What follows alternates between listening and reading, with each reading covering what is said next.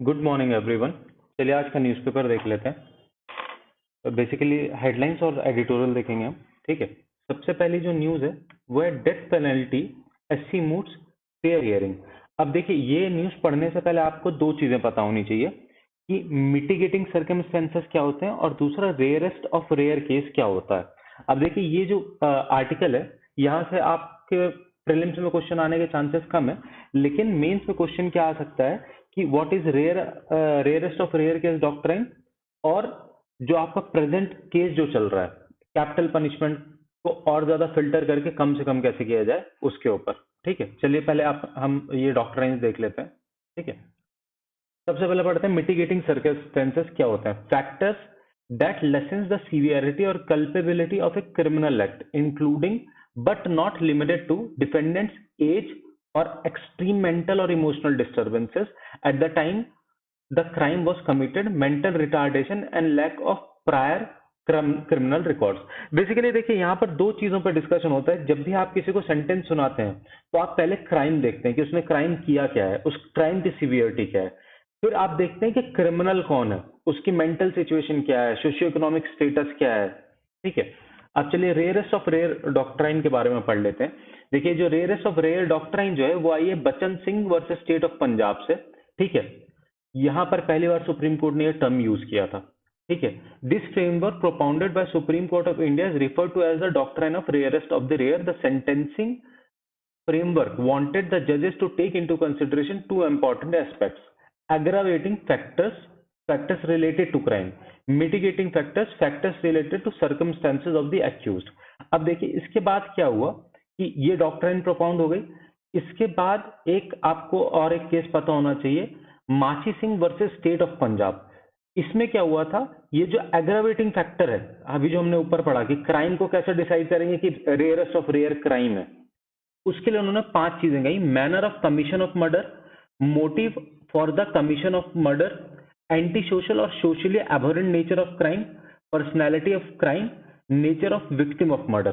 तो देखिए, जो एग्रेवेटिंग फैक्टर्स है वो तो डिसाइड हो गए कि कैसे डिसाइड करना है। मिटिगेटिंग फैक्टर्स जो है वो अभी भी डिसाइडेड नहीं है। उसके ऊपर जो है प्रेजेंट जो न्यूज है वो है, यहाँ एक्चुअली हुआ क्या है कि थ्री जज बेंच ने जो है कॉन्स्टिट्यूशनल बेंच को रिफर किया है मैटर कि how to provide accused in death penalty meaningful, real and effective hearing of their mitigating circumstances before a trial bench. ठीक है।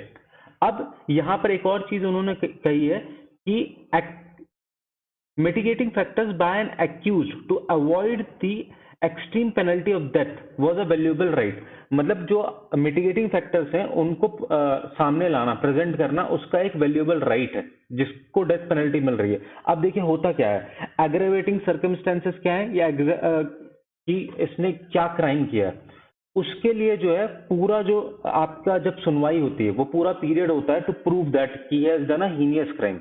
लेकिन जो मिटिगेटिंग फैक्टर हैं कि किन सिचुएशंस में, किस माइंडसेट में, किस आदमी ने किया है, उसके लिए बहुत कम टाइम होता है। तो देखिए यहाँ पर लिखा हुआ है, while the state is given a chance to present aggravating circumstances against the accused throughout the duration of a trial, the accused is given a chance to show mitigating circumstances only after conviction। और ये even जो होता है same day हो जाता है, जिस दिन कन्विक्शन होता है उसी दिन मिटिगेटिंग सर्कमस्टेंसेस की भी हियरिंग हो जाती है, और बिल्कुल टाइम नहीं मिलता है जो कन्विक्ट है उसको।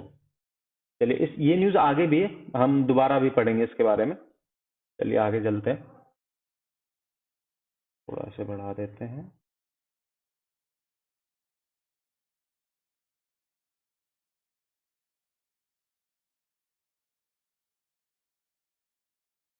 अब ये जो न्यूज थी हमारे डेथ पेनल्टी वाली, ये एडिटोरियल में भी कवर्ड है, तो वहां दोबारा डिस्कस करेंगे।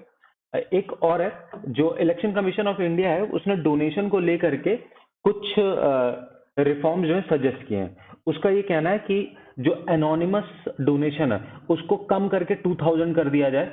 प्रेजेंट डे में एनोनिमस डोनेशन जो है 20,000 तक है। ठीक है।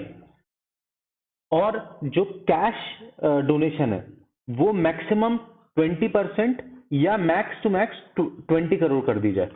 ठीक है, यहाँ पर देखिए लिखा हुआ anonymous political donation to 2000 from 20,000 and cap cash donation at 20% और at max 20 crores to cleanse election fundings of black money. As per rules in force, currently political parties have to disclose all donations above 20,000 through their contribution report that is submitted to election commission. तो अब इससे होगा क्या, transparency बढ़ेगी और black money का जो influx है पॉलिटिकल पार्टीज के अंदर वो कम होगा। ठीक है, अब देखिए एमएचए ने एक नोटिफिकेशन निकाला है, क्या नोटिफाई किया है कि rules under criminal procedure identification act 2020 के अंदर police can obtain physical and biological samples of convicts end of those accused of crimes. मतलब देखिए जो एक्यूज्ड है उनका भी ले सकती है। अप्रूवल कौन देगा, सुपरिटेंडेंट ऑफ पुलिस देगा। और क्या क्या ले सकता है, ऑथराइज्ड पर्सन को अप्रूवल दे देगा कि आप ले लो। ठीक है, अब वो ऑथराइज्ड पर्सन क्या क्या कर सकता है, can take measurements such as finger impression, palm print impression, footprint impression, photographs, iris, retina scan, physical and biological samples and their analysis referred to in section 53 और 53A of CRPC। ठीक है, इतना ही important है इसमें। चलिए अब देखिए एक और बात कही सुप्रीम कोर्ट ने कि लार्जर बेंच डिसीजन प्रिवेल्स। अब यहाँ पर ये कहना चाह रहे हैं कि अगर जो लार्जर बेंच है वो कितनी भी मेजोरिटी से उसने डिसीजन दिया हो तो भी उसका डिसीजन जो है जो उससे छोटी बेंचेस हैं उस पर प्रिवेल करेगा, even though they got a majority by one जज, even then that will prevail. भले कंसेंसस से वो नहीं आया बट दैट विल प्रिवेल। यहाँ पर आपको एक article under article 145(5) of the constitution, concurrence of a majority of the जजेस at the hearing would be considered as judgment और ओपिनियन ऑफ द कोर्ट। तो वो जजमेंट माना जाता है एज पर कॉन्स्टिट्यूशन। ठीक है, तो उस पर इन्होंने कहा है decision delivered by bench of largest strength is binding on any subsequent bench of lesser or को इक्वल स्ट्रेंथ। ठीक है, चलिए नेक्स्ट देख लेते हैं। अब जो हमारे डिफेंस मिनिस्टर हैं राजनाथ जी, ये इजिप्ट गए हुए हैं, तो यहाँ पर बेसिकली डिफेंस से रिलेटेड ही बात होगी।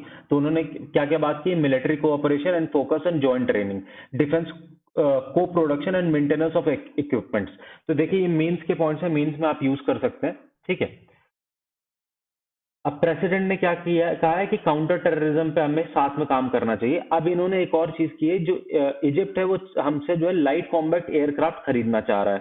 ठीक है, तो ये देखिए हमारा जो डिफेंस एक्सपोर्ट है वो बढ़ रहा है इन चीजों से। ठीक है, अब देखिए लार्जर बेंच वाला जो क्वेश्चन है मेरे हिसाब से कहीं पर भी नहीं पूछा जाएगा। आर्टिकल 145(5) आपको बस याद होना चाहिए। एमएचए वाला ये जो है रिफॉर्म्स इन जो इलेक्टोरल रिफॉर्म्स में आपको याद होना चाहिए कि जो आपका ये वाला इलेक्टोरल रिफॉर्म्स जो है ये याद होना चाहिए आपको। आपका मींस में reforms propose by election commission of India में लिख सकते हैं। एमएचए वाला is not that much important, मेरे हिसाब से कहीं पर भी नहीं पूछा जाएगा। प्रीलिम्स और मेंस दोनों पॉइंट ऑफ व्यू से इंपॉर्टेंट नहीं है। चलिए अब एडिटोरियल देख लेते हैं। अब देखिए एक तो ये है बजरंग पूनिया के ऊपर आर्टिकल है जो कि यूपीएससी के पॉइंट ऑफ व्यू से उतना इंपॉर्टेंट नहीं है। दूसरा, it is the people of Pakistan who are suffering, ये भी बहुत ज्यादा इंपॉर्टेंट नहीं है considering prelims and mains point of view से। ठीक है, अब देखिए the hijab case and essential practice doctrine. अब यहाँ पर भी बहुत ज्यादा कुछ इंपॉर्टेंट नहीं, क्योंकि अभी सब जुडाइस है। अभी ये केस जो है 2 जज बेंच के पास है और जब तक उसका फाइनल हियरिंग नहीं आ जाती तब तक इस पे ज्यादा डिस्कशन करना इंपॉर्टेंट नहीं है। मैं आपको बता देता हूं कि कर्नाटका हाईकोर्ट का जजमेंट क्या कहता है, बस उतना ही हम पढ़ लेते हैं, even though that is not important for prelims और mains point of view. Actually हुआ क्या था कि स्कूल्स में जो है हिजाब बैन किया है, तो इसके अगेंस्ट में बच्चे जो है कर्नाटका हाईकोर्ट गए थे। कर्नाटका हाईकोर्ट ने उसको अपहेल्ड कर दिया था कि हाँ ठीक है बैन करना। उन्होंने 3 चीजों के बेसिस पे कहा। पहली चीज क्या कही उन्होंने, hijab is not essential to the practice of Islam, मतलब जरूरी नहीं कि आपको हिजाब पहनना ही पहनना है इस्लाम के अंदर। ठीक है, तो right to freedom of religion was not violated. दूसरी चीज इन्होंने क्या कही कि there exist no substantive right to freedom of expression और प्राइवेसी इनसाइड ए क्लासरूम। ठीक है, तो इनका वायलेशन नहीं हो रहा। अब ये चीज क्यों कही इन्होंने, classrooms are qualified public space where individual rights must give away to the interest of general discipline and decorum। तीसरी चीज उन्होंने क्या कही है, ban did not stem directly out of the government's orders which only called for a uniform dress code। अब मतलब government ने तो सिर्फ यूनिफॉर्म ड्रेस कोड कही है, ठीक है, to be prescribed by the state or school management committees and hence the law did not discriminate either directly or indirectly against Muslim students। तो बेसिकली लॉ सिर्फ एक ड्रेस कोड की बात करता है, तो ये कोई स्पेसिफिक लॉ नहीं जो मुस्लिम्स के अगेंस्ट है। ठीक है। इसके अलावा इस आर्टिकल में कुछ भी इंपॉर्टेंट नहीं है। चलिए पहली वाली जो न्यूज हम देख रहे थे डेथ पेनल्टी वाली, उसको दोबारा देख लेते हैं। ठीक है, ये रेयरेस्ट ऑफ रेयर केस हमने पढ़ लिया। ठीक है, और इसके बाद gruesome nature of the offence सिर्फ वही सोल क्राइटेरिया नहीं होगा रेयरेस्ट ऑफ रेयर डिसाइड करने के लिए। Socio economic background, state of mind are also key factors, जो हमने दो चीजें पढ़ी, एक तो एग्रावेटिंग फैक्टर और मिटिगेटिंग फैक्टर। ठीक है, अब देखिए आगे वाले ये पैराग्राफ भी हमने डिस्कस कर लिया, मैं एक बार फिर से पढ़ देता हूँ। Sentencing part of trial. In the practice, the sentencing part of trial takes place after the court records a conviction. It is often done on the same day as the verdict, with only some limited arguments being heard on mitigating circumstances from the convict side and on the aggravating circumstances from the prosecution. अब देखिए aggravating circumstances तो over the time जब case build हो रहा है तभी भी सुने जाते हैं, लेकिन जो mitigating circumstances होते हैं जिस दिन कन्विक्शन होता है उसी दिन सेंटेंसिंग हो जाती है, तो उसको जो है डिफेंड करने का टाइम नहीं मिलता है। इस चीज को लेकर के ये कॉन्स्टिट्यूशनल बेंच को दिया गया है। चलिए आगे पढ़ लेते हैं। अब यहाँ पर इन्होंने कुछ चीजें और आगे वो की हैं कि रिपोर्ट्स ली जाएं जेल अथॉरिटी से, प्रोबेशन ऑफिसर से एंड साइकेट्रिस्ट से, मिटिगेटिंग फैक्टर्स को देखने के लिए कि इसको डेथ पेनल्टी देनी जरूरी है क्या। तो इसके लिए पहले इन सब से रिपोर्ट ली जाए। ठीक है, और जो मिटिगेटिंग फैक्टर्स को पेश किया जाता है, अभी कहां पर पेश किया जाता है, during the point of sentencing. तो इस पे भी डिस्कशन हो कि किस पॉइंट पे वो जो है अपने मिटिगेटिंग फैक्टर्स को प्रेजेंट कर सकता है जो कन्विक्ट है। ठीक है, अब यहाँ पर देखिए ये पैराग्राफ उतना इंपॉर्टेंट नहीं, फिर भी मैं पढ़ रहा हूँ। The constitutional bench may come up with new guidelines under which the trial court themselves can hold a comprehensive investigation into factors related to upbringing, education and socio-economic conditions of an offender before deciding the punishment. अब देखिए ये matter अभी सब जुडाइस है, हमें जो important चीजें पढ़नी थी वो रेयरेस्ट ऑफ रेयर पढ़ना था और मिटिगेटिंग फैक्टर्स क्या पढ़ना था वो हमने समझ लिया। जब तक इसका फाइनल हियरिंग नहीं आ जाता तब तक जो भी आ रहा न्यूज में वो उतना इंपॉर्टेंट